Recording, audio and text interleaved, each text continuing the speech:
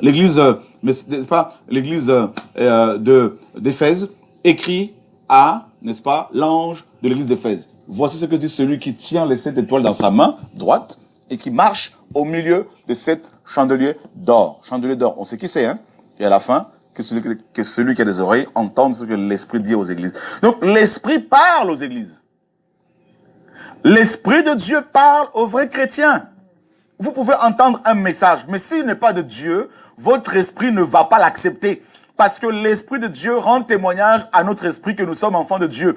L'Esprit de Dieu convainc les cœurs de ses enfants sur la vraie parole. Voilà. Donc c'est pour cela que les enfants de Dieu ne vont pas suivre les étrangers. Même s'ils le font pendant quelque temps, ils vont se réveiller. Voyez? Donc voilà le message. Donc ce que Dieu veut, ce n'est pas le sacrifice. Dieu ne veut pas de vos milliards. Dieu ne veut pas de votre argent. Ce que Dieu veut, c'est notre cœur, c'est votre cœur. Voilà. Vous pouvez donner de l'argent aux églises. Mais si vous n'êtes pas avec Dieu, si vous n'êtes pas obéissant, votre argent ne pourra pas vous sauver. Voilà. C'est pour cela que le Seigneur nous parle de l'obéissance. Waouh, Seigneur, sauve-nous. Et il veut creuser nos oreilles. Il veut, n'est-ce pas, percer nos oreilles. Et là, ça fait mal. Ben oui. Parce que le perçage des oreilles fait allusion à quoi, à votre avis? Fait allusion au désert, au brisement, à la formation, aux critiques, aux murmures. Laissez les gens vous critiquer. Laissez les gens dire des mensonges sur vous. Moi, avant, quand on me critiquait, quand on fait des vidéos contre moi, j'étais mal. Oui, ma chair prenait un coup. Mais aujourd'hui, voilà. Parce que, vous savez, quand tu as les oreilles percées maintenant, là, hein, Dieu le fait au fur et à mesure, attention, hein, on n'a pas atteint le but. Donc, quand tu as les oreilles tout peu percées, tu comprends autrement le langage de Dieu. Voyez, tu comprends autrement le message évangélique. Tu ne t'arrêtes plus sur les critiques, les murmures, les machins, tout ça, les calomnies. Pas du tout. Tu vas plus loin avec le Seigneur. Donc Dieu veut nous percer les oreilles. Quand tu as les oreilles percées, eh bien, qu'est-ce qui va se passer? Vous allez comprendre. Romains 10, 17. Romains 10, 17 nous dit quoi, mes amis? Vous connaissez ce passage, hein? Il est dit ici, ainsi, la foi vient de ce qu'on entend. Et ce qu'on entend vient de la parole de Dieu. Mais je demande, ne l'ont-ils pas entendu? Voyez? Donc, les oreilles sont les organes dans les Écritures, hein, que Dieu sollicite beaucoup. On connaît tous le Shema Israël. Shema Israël, Adonai Eloheinu, Adonai Echad. Donc, écoute Israël, Yahweh, notre Dieu, Yahweh est un. Yeshua commence par là, avant de dire à ce scribe d'obéir à la parole du Seigneur, d'aimer Yahweh de tout son cœur, toute son âme, de toute sa force, de toute sa pensée. Il commence d'abord par lui dire, écoute, Shema Israël. Et le premier à avoir parlé du Shema Israël, c'est Jacob, dans Genèse 49. Avant de mourir, il rassemble ses enfants, il leur dit, Shema Israël, votre père. Avant de prononcer un certain nombre de bénédictions sur ses enfants. Il les a d'abord invités à l'écoute. Moïse vient dans Deutéronome 6.4, Shema Israël, il reprend cela. Et Dieu parle à son prophète Ézéchiel, notamment dans Ézéchiel 37. Il amène, n'est-ce pas, sur une vallée remplie d'ossements. Et il pose la question, fils de l'homme, ces os pourront-ils revivre? Et il dit, le prophète dit, toi seul le sais. Et Yeshua, Dieu lui dit, ben dis à ces ossements, Shema, la parole de Dieu. Écoutez la parole de Dieu. Des ossements. Il n'y avait pas de nerfs sur eux. Il n'y avait pas, n'est-ce pas, de chair sur eux. Pas de peau sur eux. Pas de sang. Pas de cœur. Mais les oreilles étaient là. Waouh! Voyez, mes amis. C'est terrible, hein? Ils ne voyaient pas. Donc, je vous dis, c'était des cadavres, il n'y avait plus rien sur eux. Mais les oreilles sont toujours là. C'est le seul, mes amis, les organes là, qui restent là, qui peuvent toujours fonctionner. Hein? Regardez, Lazare était mort. Il ne voyait pas. Il ne marchait pas. Mais en tant que mort, il a entendu. Les oreilles sont compliquées. C'est pour cela que Dieu va creuser, percer nos oreilles. Waouh! Pourquoi? Parce que sans la foi, on ne peut pas être sauvé. Et sans les oreilles, on ne peut pas avoir la foi. Vous voyez? Donc les oreilles sont les portes du cœur. Vous vous rendez compte? Quand tu entends une mauvaise parole, ça peut détruire ton cœur. Vous voyez? Donc, c'est terrible. C'est terrible, mes amis.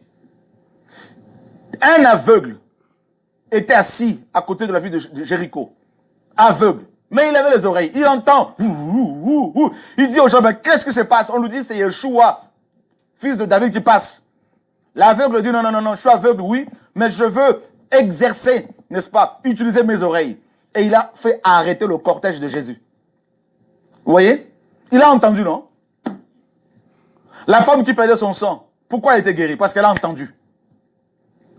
Tout ce que le Seigneur a guéri dans la Bible, ils avaient entendu. Vous voyez? À chaque fois, il disait, ta foi t'a guéri, ta foi t'a guéri. Donc la foi chrétienne commence par les oreilles.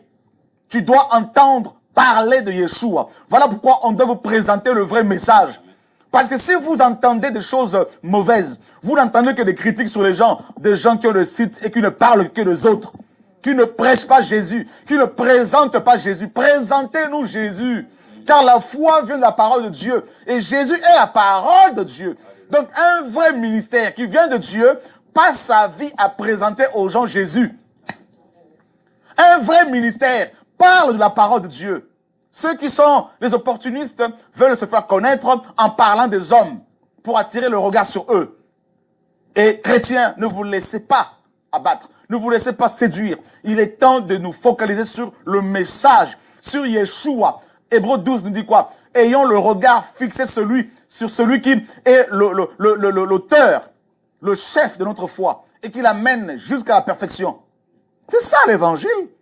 Paul dit dans 1 Corinthiens 2, je ne veux rien savoir parmi vous que Yeshua. Et Yeshua crucifié. Voilà le message. On n'a pas d'autre évangile, frères, sœurs. Nous n'allons pas vous prêcher les églises. Nous n'allons pas vous prêcher les hommes. Je ne vous dirai pas, allez dans telle église, c'est pas ça mon message. Je ne vous dirai pas, venez prier ici, je n'ai pas ça comme message. Je ne vous dirai pas, suivez-moi où je suis. C'est faux. Je vous dirai et je continuerai à vous dire, frères et sœurs, qu'il n'y a pas d'autre chemin que Yeshua. Il n'y a pas d'autre vie que Yeshua. Il n'y a pas d'autre message que Jésus-Christ de Nazareth.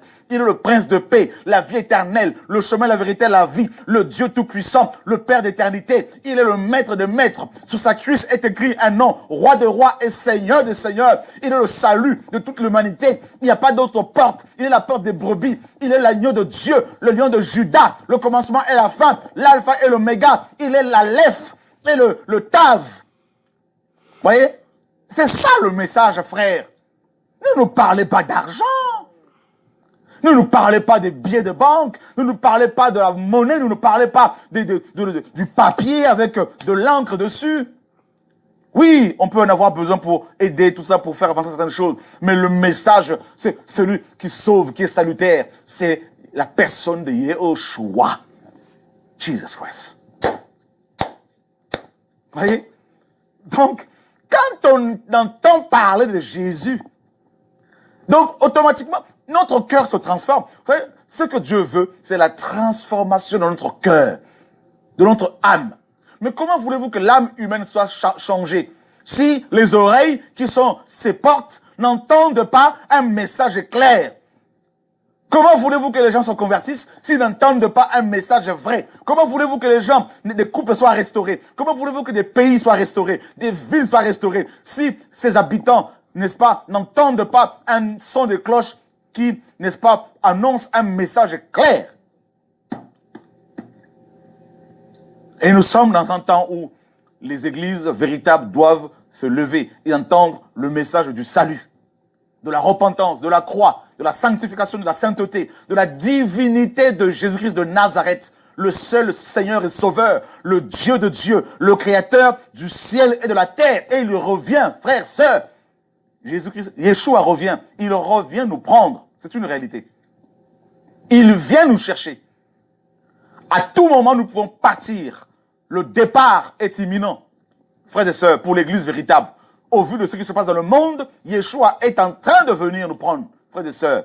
Dehors les cafards, dehors les lézards, dehors les serpents, dehors les puissances occultes. Et nous voulons nous sanctifier, nous préparer pour le retour du Maître, mes amis, là, au nom de Yeshua, car nous avons des couronnes qui nous attendent là-haut, la nouvelle Jérusalem, le trône du Père qui nous attend, frères et sœurs. Alléluia, les chants de gloire, les chants nouveaux, des noms nouveaux, des cailloux nouveaux, frères et sœurs. Le ciel nous attend, mes amis, là. Nous sommes étrangers et voyageurs sur la terre. Il nous faut nous préparer pour le grand retour du Mashiach. Alléluia, gloire à Dieu. C'est pour cela que, personnellement, je ne veux plus perdre du temps.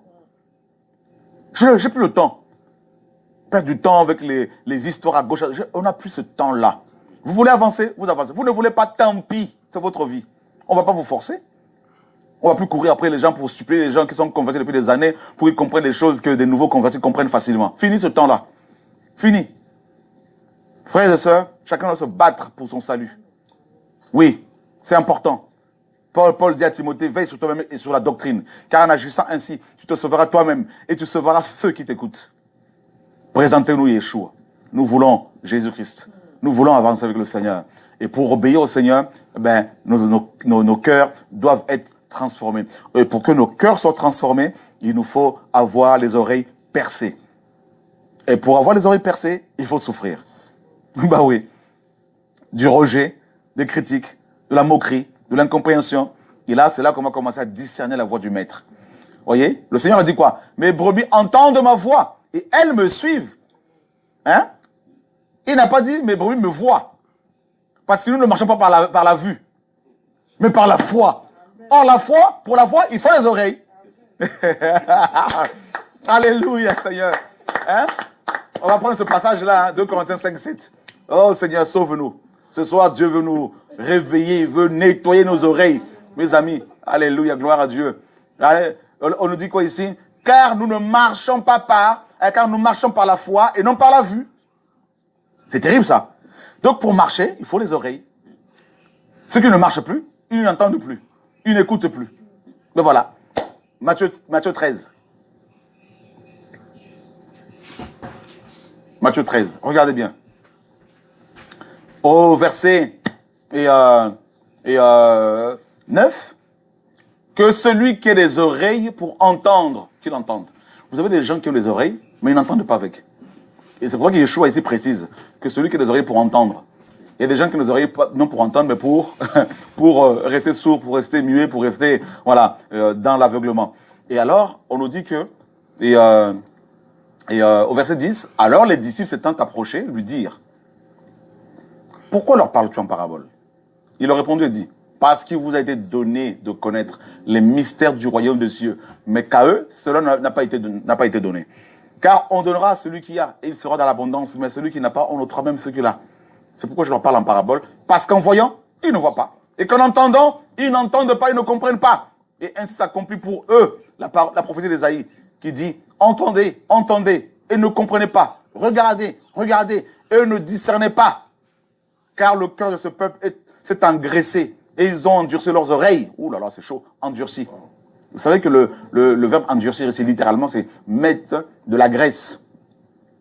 C'est pour cela qu'il nous faut percer, là. Il faut que nos oreilles soient percées. Parce qu'il peut y avoir de la graisse là-dedans, là, mes amis, là. D'ailleurs, vous voyez, avec les cotons-tiges, là. Vous voyez comment on n'enlève pas la saleté des oreilles. C'est prophétique, hein, vous voyez. Hein. Eh ben, Dieu prend des cotons-tiges spirituels, c'est-à-dire l'épée de l'esprit, pour nous déboucher les oreilles. Et là, on pleurait. J'en peux plus. Je suis seul. Je cherche une église. Qui t'a demandé de chercher des églises? Cherchez premièrement le royaume et la justice de Dieu. C'est écrit, non? Amen. Est-ce que Yeshua vous a demandé de chercher un pasteur? Non. Hein? Ma sœur, tu vas où? Je cherche une église. Non, Dieu dit cherchez son royaume. Voilà. Voilà. Que le Seigneur soit béni. Voyez? C'est terrible, mes amis, que Dieu nous guérisse. Alors, voyez, le cœur de ce peuple s'est engraissé. Et ils ont endurci leurs oreilles. Et ils ont fermé leurs yeux de peur qu'ils ne voient de leurs yeux, qu'ils n'entendent de leurs oreilles, qu'ils ne comprennent de leur cœur, donc on comprend avec le cœur, hein, qu'ils ne se convertissent et que je ne le guérisse. Mais bénissons vos yeux, car ils voient, et vos oreilles parce qu'elles entendent. Voyez? Amen. Je vous le dis, en effet, beaucoup de prophètes et de justes ont désiré voir les choses que vous voyez et ne les ont pas vues. Entendre les choses que vous entendez et ne les ont pas entendues. Vous donc, Écoutez la signification du parabole du semeur. Lorsqu'un homme écoute la parole du royaume et ne la comprend pas, le mauvais vient et ravit ce qui a été semé dans son cœur. Cet homme est celui qui reçoit la semence le long du chemin. Voyez? Et celui qui reçoit la semence dans les endroits pierreux, c'est celui qui entend la parole et la reçoit immédiatement avec joie. Mais il n'a pas de racine en lui-même et il ne tient pas. Il ne tient qu'en temps. Et il ne tient qu'en temps. Juste pour un temps.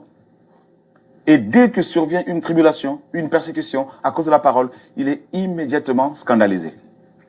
Et celui qui a reçu la semence parmi les épines, c'est celui qui entend la parole de Dieu, mais en qui les soucis de cet âge et la séduction des richesses étouffent la parole et la rendent stérile. Mais celui qui a reçu la semence dans la bonne terre, c'est celui qui entend la parole et la comprend. Il porte du fruit. Et un grain donne 100, un autre 60 et un autre 30. Waouh, c'est pareil, c'est terrible. Donc, vous voyez ici, il y a 4 terrains et 4 oreilles, 4 oreilles. Vous voyez? Et le terrain fertile, le terrain que Dieu a approuvé, c'est celui qui avait compris le message. Donc, on entend et on comprend.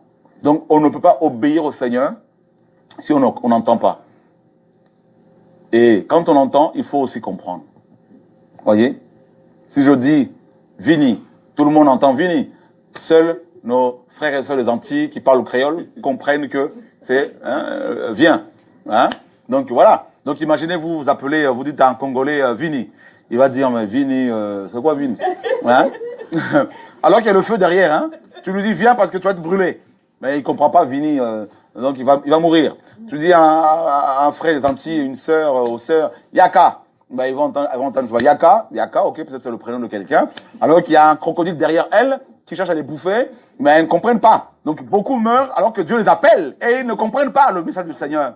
Voyez? Donc c'est pour cela qu'il faut entendre et comprendre pour pouvoir obéir. Voyez? C'est pour cela que le Seigneur parle ici de l'entendre, donc de l'écoute de la parole et de la compréhension de cette même parole-là. Donc le chemin Israël implique l'écoute et la compréhension. Donc j'entends, je comprends et j'obéis. Et c'est pour cela, mes amis, Dieu veut nous creuser, nous percer les oreilles. Et quand il le fait, ça fait mal. Voyez?